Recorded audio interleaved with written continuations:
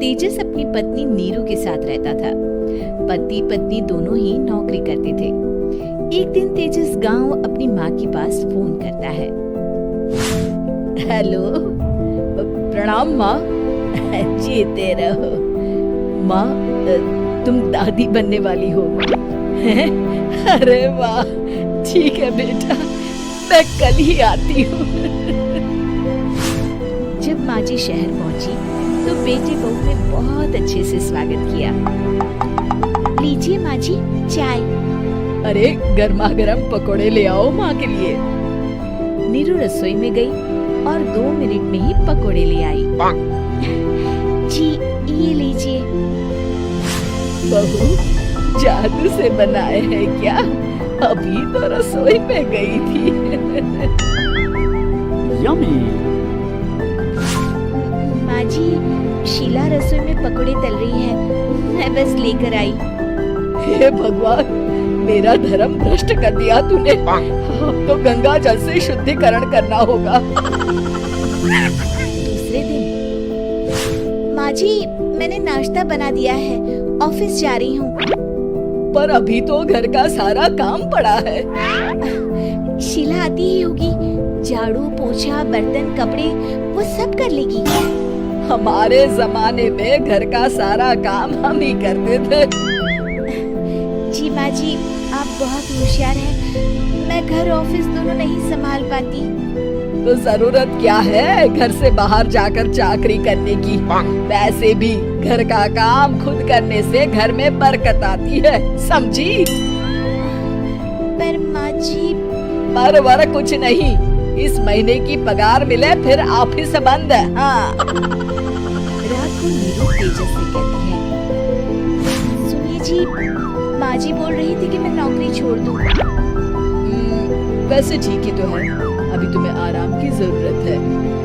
फिर भी आराम कहा, शीला को छुड़ाने के लिए बोल रही थी। तो अब 24 घंटे में इतना काम तो कर ही सकती हो। पर जॉब पसंद है मुझे, घर पर मन नहीं लगेगा। अगले दिन जब दोनों ऑफिस के लिए निकल रहे थे, मेरी तो कोई कीमत ही नहीं है इस घर में। माँ जी, आजकल महंगाई बहुत है, रहन सहन भी बदल गया है, दोनों नौकरी करते हैं तभी ठीक रहता है। अच्छा, तू कहना क्या चाहती है? मेरा बेटा तुझे बिठा के खिला नहीं सकता? तू ही इस घर का खर्च चला रही है, हैं? नहीं माँ जी, मेरा वो मतलब नहीं था। मतलब खूब समझती हूँ, ये बाल धूप में सफेद नहीं किए मैंने। हाँ। अब तो ये रोज का काम हो गया था। तेजस भी रोज की चिक-चिक से परेशान हो गया था। एक दिन उसने कहा, नीरू, वैसे भी तुम्हें मैटरनिटी लीव मिलने वाली है, तो अभी से ही छुट्टी ले लो। पर क्या, मेरी सैलरी अच्छी खासी है। आखिर नीरू ने रिजाइन कर दिया। जब बच्चा हुआ तो घर में सब बहुत खुश हुए। कुछ दिनों बाद तेजस फाइल देख रहा था। क्या हुआ तेजस, कुछ परेशान लग रहे हो? हाँ, वो हमारी जितनी सेविंग्स थी वो तो हॉस्पिटल में और छठी के फंक्शन में खत्म हो गई है नीरू।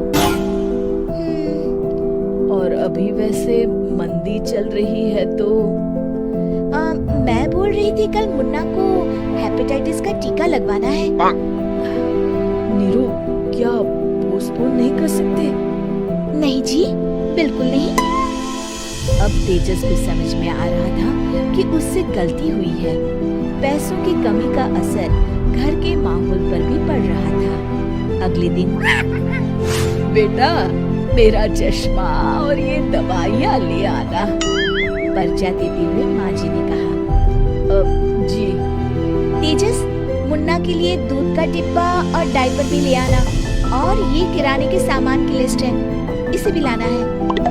तेजस गुस्से में लिस्ट मरोड़ कर फेंकता है और चिल्लाता है, पैसे क्या पेड़ पर उगते हैं? ये ले आना, वो ले आना।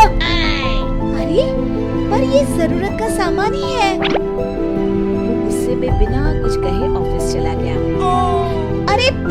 अरे लंच तो ले जाइए। नीरू दौड़कर डिब्बा पकड़ाती है। एक दिन खाना खाने के बाद, नीरू, अब तो मुन्ना कुछ बड़ा हो गया, तो अब तुम वापस ज्वाइन कर लो ना जॉब। पर इस रिसेशन में जॉब मिलना बहुत मुश्किल है। ट्राई तो करो। फिर मुन्ना, माँ जी है ना, और एक फुल टाइम मेड भी लगा लेंगे। पर माँ जी, उन्हें तो पसंद नहीं। तभी माँ जी वहाँ आ जाती है और प्यार से नीरू के सर पर हाथ फेरते हुए बोलती है, अब मेरी समझ में आ गया बहू, पहले के और अब के समय में अंतर है। तुम काम शुरू करो, मुन्ना की जिम्मेदारी मेरी। मेरी प्यारी माँ जी। ये कहकर नीरू उनके गले लग गई। शिक्षा, परिवर्तन संसार का नियम है, हमें भी समय के साथ चलना चाहिए।